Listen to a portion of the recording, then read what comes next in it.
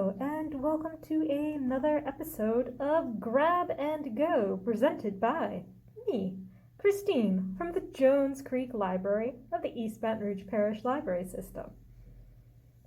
Our project today are polymer clay-covered pens. The materials you will need are a pen with the ink removed, because another material you will need today is your oven, and you don't want to bake the ink. The other thing you will need is polymer clay. It is also good to have a pencil to use as a rolling pin and a knife. Wait! I've changed my mind. The knife is a bad idea. The little ribblies on it cut your clay and squish it. Ooh, we don't want that. I suggest instead you use a piece of strong card, like a bookmark or a playing card, to do your slicing. Yes, much better. Our first step is to take the polymer clay and begin to knead it. You can also use the rolling pin and flatten it out and fold it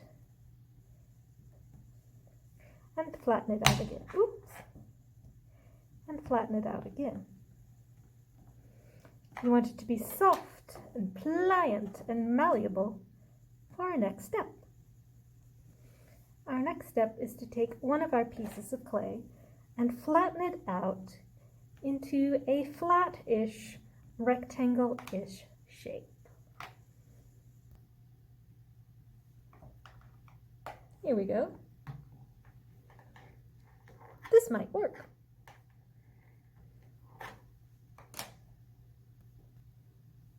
Next, we're going to take one of our other colors and make it into a long snake. I'm actually going to use two for this.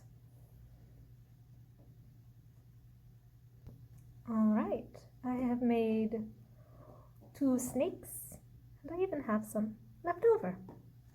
I will now put the two snaky bits in the middle of my flat piece. Now I'm going to wrap the flat piece around the snaky sausage bits.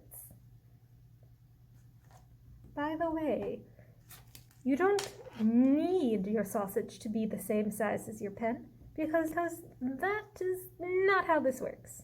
Stay tuned.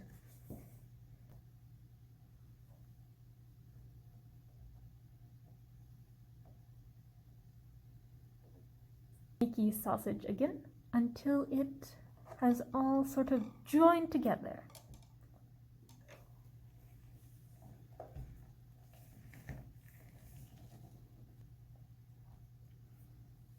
Here we go, all rolled out. Now we're going to take a knife and cut this into little thin slices. After you've cut out your little pieces, stack them together to make something like this. Then you're going to roll it out until it makes another long, snaky sausage. You're going to need about 30 of them.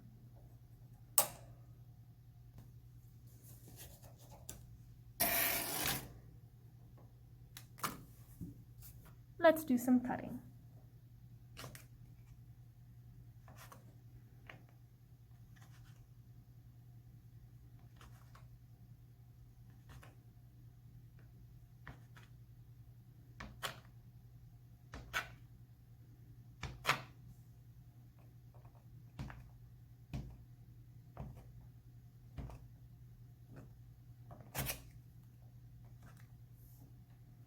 And discard the ends. Now, take your pen and your little pieces of clay and start stacking them around, starting at one end and working your way around. Don't worry about the spaces in between right now. We'll fix that later. I'm taking these and I am turning it and giving it a bit of a squish. Then I'm going to add another little row right here. Take it, rotate, squish. Here's how that's looking so far. Let's add another row. Oh, I used almost all of my clay. Take it, rotate, give it a squish. And now, once I have the whole pen covered, I'm going to roll it on a flat surface until all the pieces join together. All right, and now I'm going to cover this end with a little bit of my spare clay. You want to not cover this end because that's where you want your pen cap to go back in. So you can only go up to there. So you can only go up to there. All right, here is the detail of how my pen turned out. You notice how I've still got some lines here, and you got some wiggly bits where it's very mainly purple, because that was my outside color. Here's the end I trimmed off neatly with my card. Now you want to wash your hands after you've used this polymer clay. You bake the clay at 300 degrees Fahrenheit for 10 to 30 minutes. I'd check it after 10, check it after 15. With something like this, you probably don't need to go for the full 30. I hope you have a great time. And once it is cool and you can touch it again, you can put your ink back in it and have a unique pen. Thank you for watching. This has been Christine at the Jones Creek Library. This has been Polymer Clay Pens. Tag us on Insta or Facebook if you make this. Bye-bye.